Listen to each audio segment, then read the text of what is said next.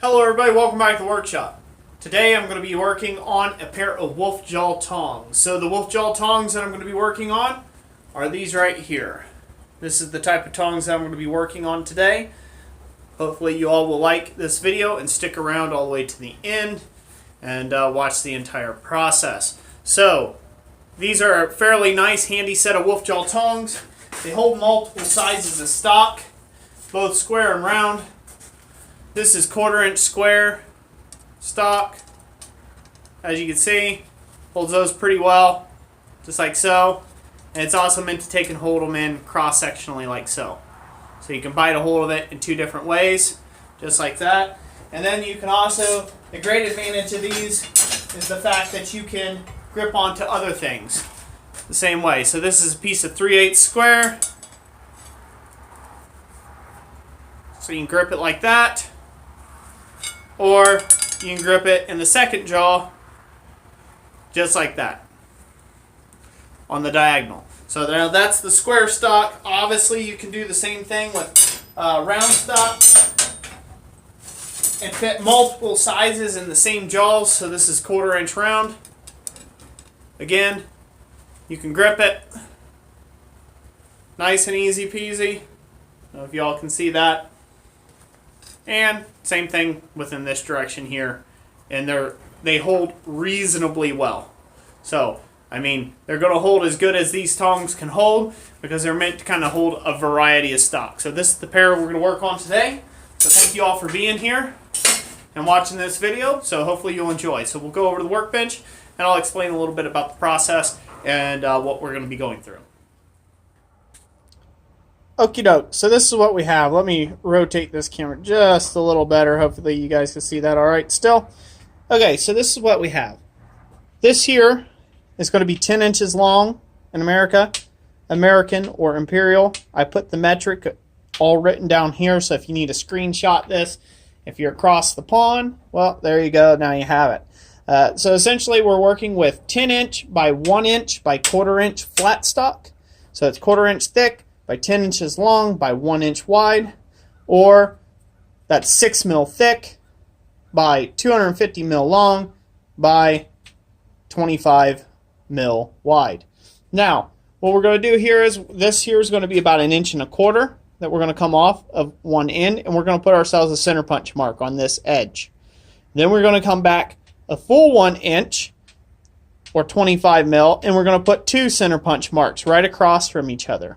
This is going to define where the boss will be later on and have the hole punched or drilled, your choice.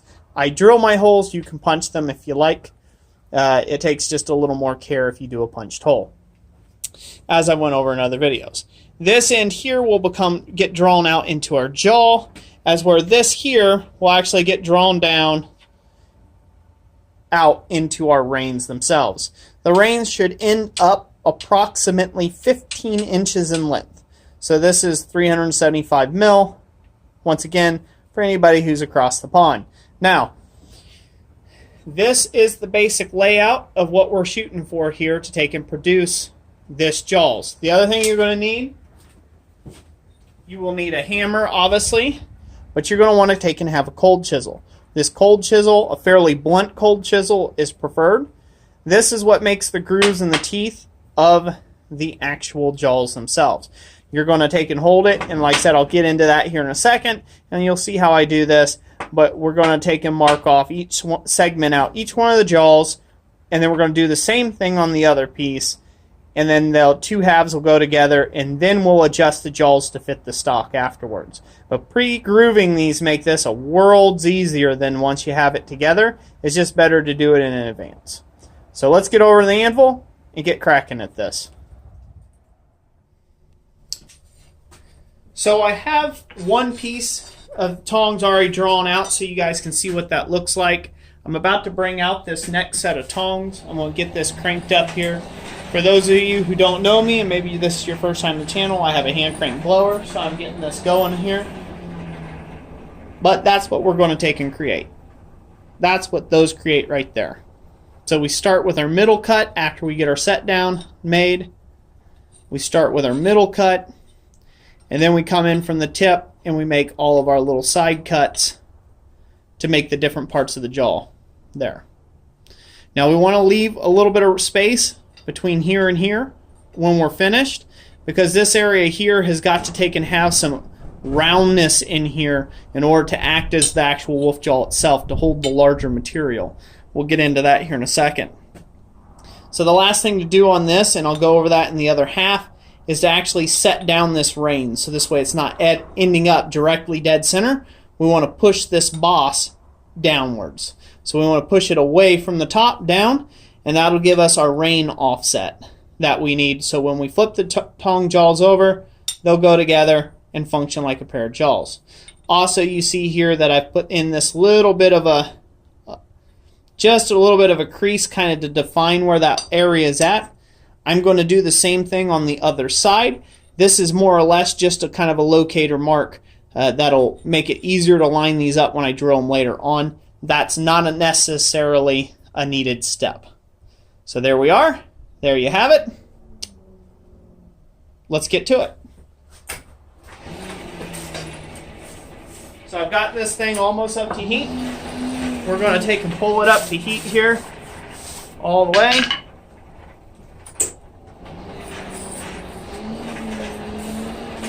Give me 1 second.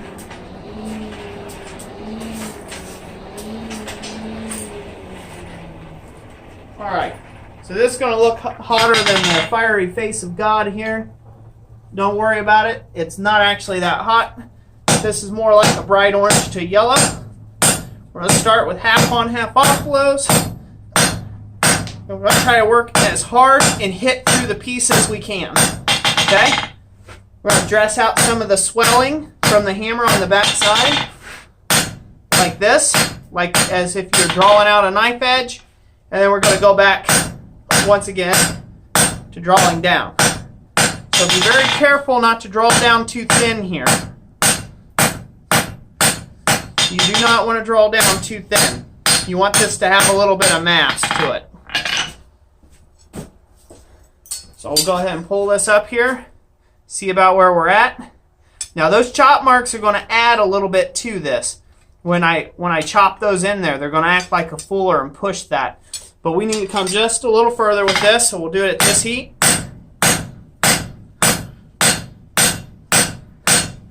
And that should be good enough. Yeah. So by the time I chop all those in there and put in my center line and all that business, it should work out just about right. So I'll go ahead and take another heat, and I'll be right back with you.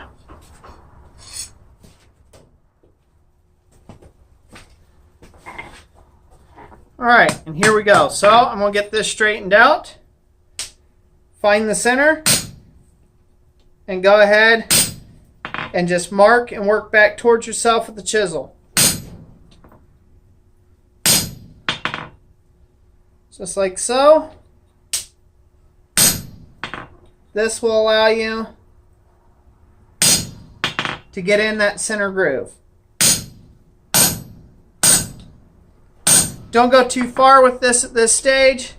Start laying off your back sides. We're going to go about 9 mil here, or 3/8 of an inch back from the tip. Okay. Want to add that in there for our 1/4 inch square bar. Then we want to come back from that again, lay off about the same distance, maybe just a fuzz more.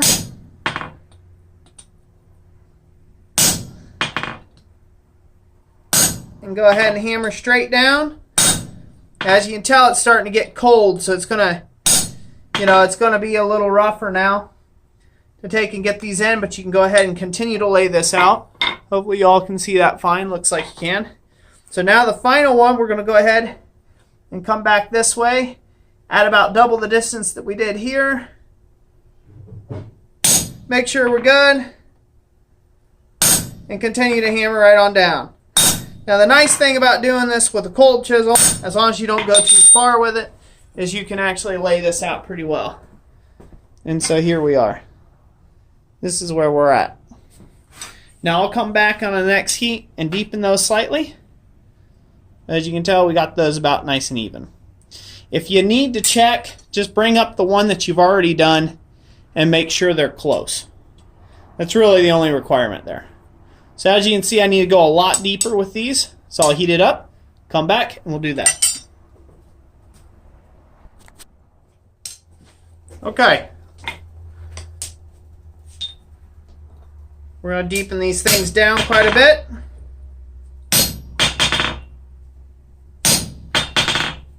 Don't go too much with them. You know, we're not trying to swing for the fences here. We're just trying to deepen out our cuts a little bit better. And now they're kind of get that classic wolf jaw look where they start puckering out on the sides there. And there we are. So now we got those. Now we're going to re-deepen our center groove, just for a matter of good measure, to make sure it's in line with the bottoms of all those. Because you deepen the side cuts, you need to make sure that you deepen the center cut as well. This keeps everything proportionate. And now, before it cools off too much, we're going to put this little transitional point on the other side. So just kind of on the back side here, right where it needs to be. Kind of like you would do in a regular, the old-fashioned way of making tongs. Same way. And there we are. Once again, we're not really trying to offset that. It's just a location point for the other tongs. This way, when they're together, you can kind of tell distances, equal distances back here for the drill hole. It may help out a little bit. But there you go. You can start seeing them tongs come right together there. Okay, one of the next tricks to this, we're going to have to heat these up and drive the boss down. And that way we can refine the whole boss area. That way these can be flipped over and put together and they don't look all weird like they do right now. If you look at them right now, they kind of look off and odd. That's because we haven't established this little offset. So we're going to establish the offset, then I'll drill the holes and we'll go to the riveting and then finish them off with a fitment.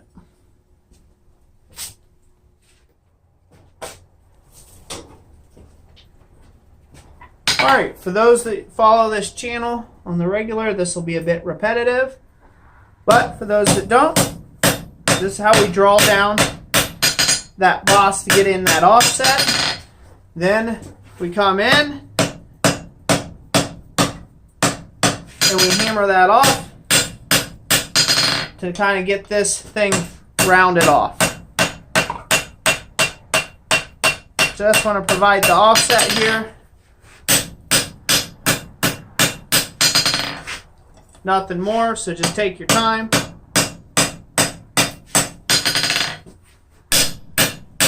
The better your hammer control is at this stage, the better off you'll be.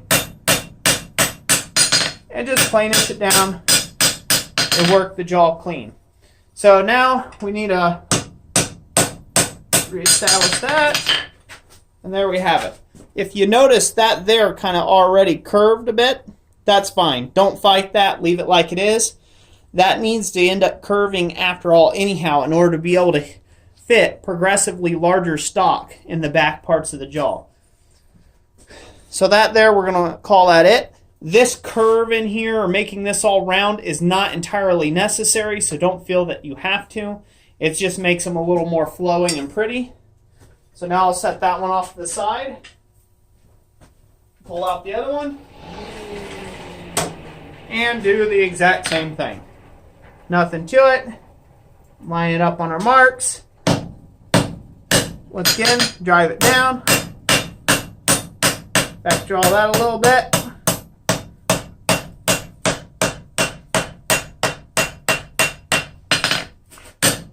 Clean that up.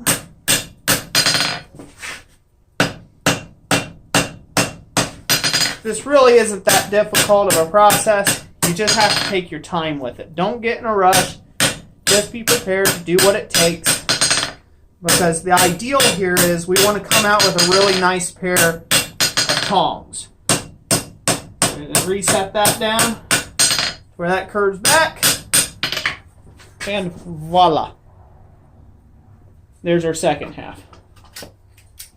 Now I like doing each stage up in stages. I like making sure each part of the process is a stage. So get your stages done one at a time, and then you put them together and so on and so forth. Now at this point, I would go ahead and set these off to the side someplace. They're nice and clean and shiny, the whole bit there. I would go ahead and set these off to the side, let them cool down naturally, then come back and put in the final touches as far as drilling them, and then go ahead and doing the rivet. So that's what I'm going to do now. And while those cool, I would end up making a whole nother set, is what I would end up doing. So as these cool, I would end up forging a whole nother jaw set, and so on and so forth, till I got them all knocked up and put it together. So there you have it. As you can tell, those look pretty nice. So obviously they're not to shape or size yet. That comes after we get them riveted together. We set the inner jaws to our sizes. Now, these that I'm doing here, I'm going to make these a little larger than the last ones I made, because the last ones I made held 1/4 inch up to 1/2 inch. So these here, I'm going to try to take and hold a little larger stock right out the gate, and hold up to a little larger stock, say 5/8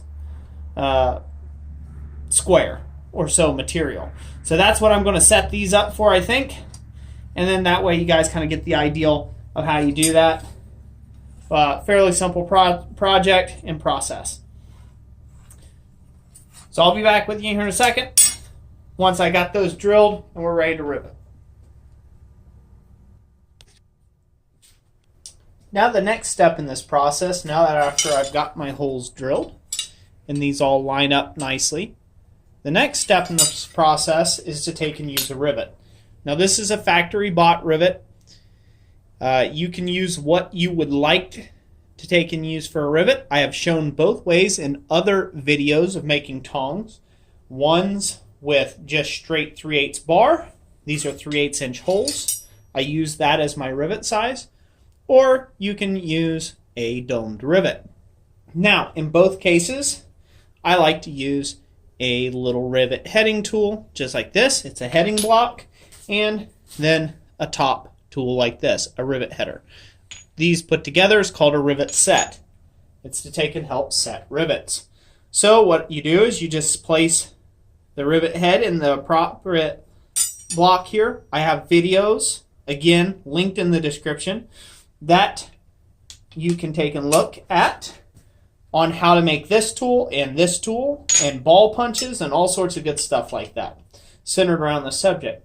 So essentially we're just going to set this in, use our one hand to apply downward pressure on this rivet, and we're just going to set it cold first. Okay? You would do this the same with the other bar as well. The ideal here is we just want to take and set the rivet to a point that the tongs will not come back apart. Okay? We don't want those tongs to come back apart. So now what we're going to do is we will stick that back in the fire, or you can use a torch. We will stick this back in the fire with this pointed down in the fire, bring it up to heat, set it back here, and then we will use the rivet set to start driving that rivet down and push that rivet into a nice domed head like you see on the other half of this jaws here. And then that will be all together. Also, for those that are going to call me out on not having my touch mark on here, there's my touch mark that I also made in another video that you can find here on the channel. So, got the touch mark on there. Just have to take and rivet these together and then do our final fitment, and we're good to go. So let me go ahead and get this heated up, and I'll be right back with you. So we've got this good and hot. We're going to lay this rounded part down, the factory dome down, and we'll put the rivet set on top of that, and we're going to drive it home. We're going to give it a couple good taps. At this point, you've already put quite a bit of work and effort into these, so just take your time. Take your time. you're not in no rush to get this done. You don't have to have it done this heat or next. Just take your time, get it done right, readjust if you need, and just take really good, nice, snappy blows. But you'll find that this works out great.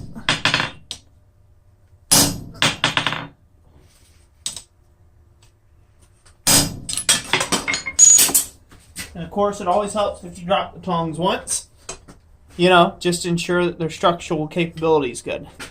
So now you can see that dome there formed, just like it is on that side. Voila, voila, voila. So now I will go ahead and heat it up. I'll take probably one more go at this to make sure this is all the way down. And then that will allow us to have this really nice dome. And we'll go, our last step will be lining up the jaws here in the reins. Now that we got the tong jaws all heated up again, we're going to go ahead and adjust these. I'm going to take the top one and adjust it over the bottom one. And same thing with the other, just to where they kind of cross a little bit. Give the whole thing kind of a straighten. Make sure this is perfectly in line, if you can, or as close to it as you can. Tap your tips down together, make sure they're together, and then make sure your tong rein spacing is about like you like it. Now you can always stretch this out a little later on here, but at the same point you want to make sure that they're all lined up with one another. So that's just a simple crossover. It doesn't have to be real complicated. I like to keep about 3/8 of an inch bar space about right here, or I guess that would be 9 mil. I like to keep about 9 mil bar space about right there. We're just going to give this a good brush because it kind of sat in the fire there for a little bit. In between takes, I had some company, so I kind of had some extra scale, you know, clinked up on it here. So make sure we get that out of there. Get this thing all set up. But yeah, so there you go. So now you have your wolf jaw tongs. Now you can see this one's bent a little bit. I'm not going to worry about that too much. It's bent a little bit more than the other. And it's going to stay that way until I get these fully set completely the way they need to be on the actual bar stock. Now, for the actual bar stock, I have a piece of 3/8 or 9 mil, a piece of 1/2 inch or 12.5 mil square, and then I have a piece of 5/8 inch. And you'll have to forgive me, but I believe that that is 16 mil square. If I got it wrong, you can let me know in the comment section down below. So we need to work the jaws as they cool, just like any other pair of tongs. Get them loosened up here. But we need to see if our spacing is right to hold 5/8. So 5/8 seems to be holding all right. Now I'm probably going to adjust like that around the 5/8, so this way both my tongs look about right. And once again, you can do this hotter and it'll work just fine. But there you go. So there's 5/8. Now I'm going to take this short piece of 3/8, of 1/2 inch or 12 mil. It fits perfectly in the jaws. A little canted there. Just rotate it. There we go.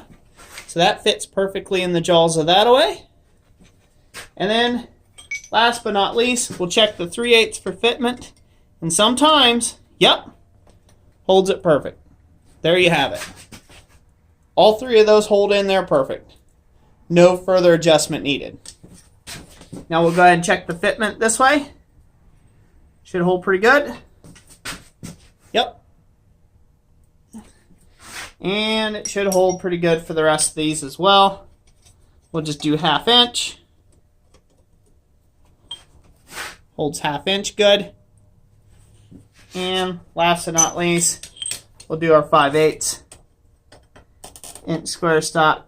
Now this gets a little uncomfortable to hold 5/8 out this far because you can see the grip gets pretty wide. So I may have to adjust the reins just a little bit more so this way it can hold that large of stock a little more comfortably.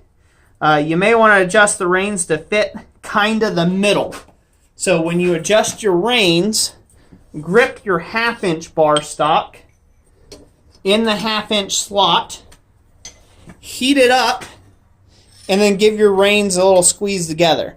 You want it to be a little under this for the 5/8 square stop, and then it'll be just enough to where when it grips the 3/8, this isn't all the way together yet. So you kind of just want to fool with it around like that. So I can just heat this up now and pretty much just kind of give this a squeeze and just adjust them like that. But I'll save you all those little details there because these are pretty much done. Now I like to do a standard oil finish on these after I'm done, like a hot oil finish. So I oil them and brush them all at the same time. Or I get them brushed rather, and then I dip them in oil as I work the jaws through. This ensures I kind of get a seasoned finish on the jaws, and it holds up pretty well. And occasionally I just have to dip them in the bucket of oil again to get them to work, and they work pretty darn good. But the secret in my tongs, you want this long distilled taper. So it tapers from the actual jaws all the way to the rear of the reins, and it tapers once again this way all the way down to the end of the reins. This allows you to get a lot of surface tension and a lot of spring in your reins, and that spring is what provides the clamping pressure out on the jaws. So the longer your handle reins and the more springiness you give them, or tough springiness that you can give them, they can be soft and springy, but the more tough springiness you give them, the tighter these jaws are going to be able to bite on your material, and therefore you'll be able to work safer. So that's it for all those tips. Hopefully that helps. These here are done, as you can see. And yeah, thank you all for watching this video. If you liked it, give it that big thumbs up. And like I always say, God bless you, and I will catch you on the next one.